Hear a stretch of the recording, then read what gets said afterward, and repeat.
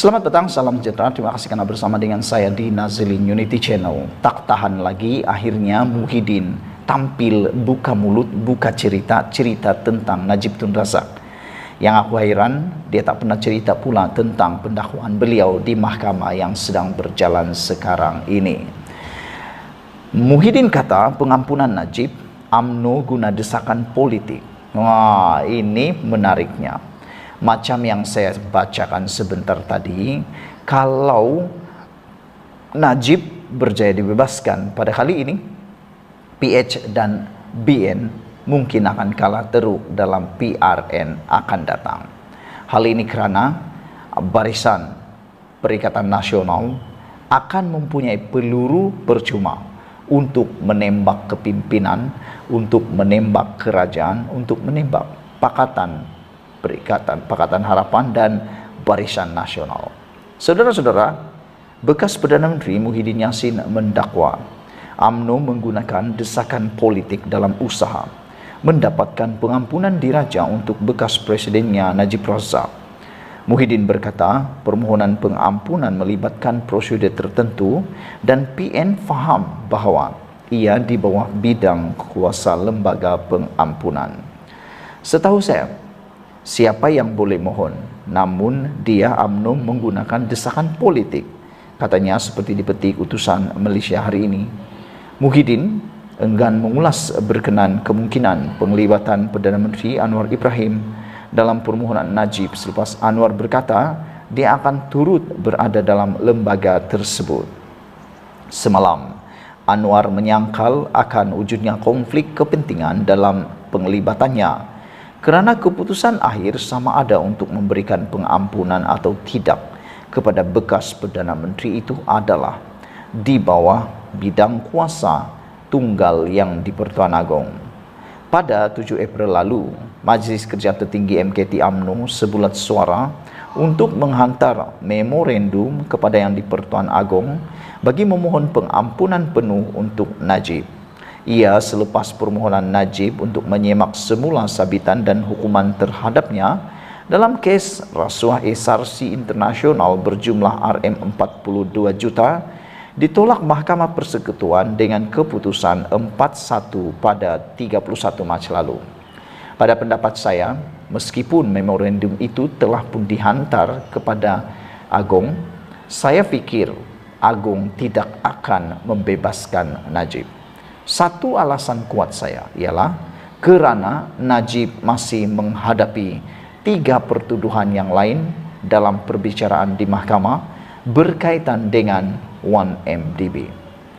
Bayangkan kalau Najib dibebaskan sekarang, beliau masih perlu melalui penghakiman, perlu melalui perbicaraan 3 lagi jenayah, 3 lagi kes jenayah berkaitan 1MDB. Kalau Najib kalah lagi di dalam pertuduhan tersebut, apa akan jadi? Mereka akan minta lagi pengampunan? Kalau kalah lagi, minta lagi pengampunan, takkanlah semudah itu pula pengampunan itu mudah diberikan. Itulah alasan saya mengapa Najib tidak akan dilepaskan buat masa ini. Najib hanya mungkin akan dibebaskan selepas 3 lagi pertuduhan Najib di mahkamah melibatkan 1MDB itu selesai. Sehingga ianya belum selesai, Najib tidak akan keluar daripada penjara. Sekian dulu, jangan lupa share video ini. Kita jumpa lagi. Bye-bye. Selamat datang, salam sejahtera. Terima kasih karena bersama dengan saya di Nazilin Unity Channel. Petang ini kita digemparkan lagi, sekali lagi dengan satu tangkapan oleh SPRM. Sejak akhir-akhir ini, dengan adanya kehebatan gabungan Anwar Ibrahim bersama dengan kekuatan SPRM, akhirnya apa yang kita nantikan selama berpuluh-puluh tahun terjadi.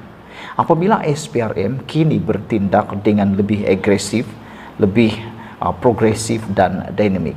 Hari ini diberitakan 3 individu termasuk CEO Perbadanan Direman SPRM. 3 individu termasuk seorang ketua pegawai eksekutif CEO sebuah perbadanan berkaitan kerajaan ditahan reman Suruhanjaya Pencegahan Rasuah SPRM kerana disyaki meminta dan menerima suapan kira-kira Rm600,000. Yang menjadi persoalan saya ialah, tolong tinggalkan komen Anda, tolong bantu saya menjawab kepada persoalan besar ini. Mengapa seorang CEO yang punya pendapatan besar, gaji yang besar, allowance yang besar, kedudukan yang sudah terjamin, tetap juga mahu rasuah? Itu yang saya nak Anda tolong bantu, tinggalkan komen, tulis komen, dan mohon berikan saya pencerahan.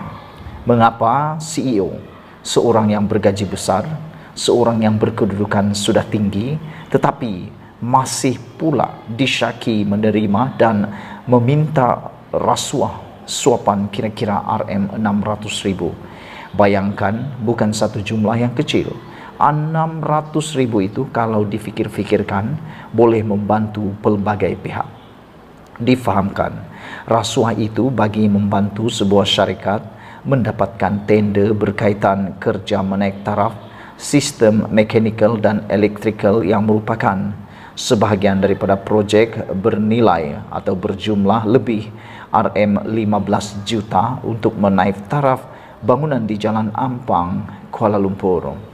Menurut sumber, ketiga-tiga suspek lelaki berusia lingkungan 39 tahun hingga 54 tahun itu ditahan di Ibu Pejabat SPRM kira-kira pukul 8 malam semalam ketika hadir memberikan keterangan.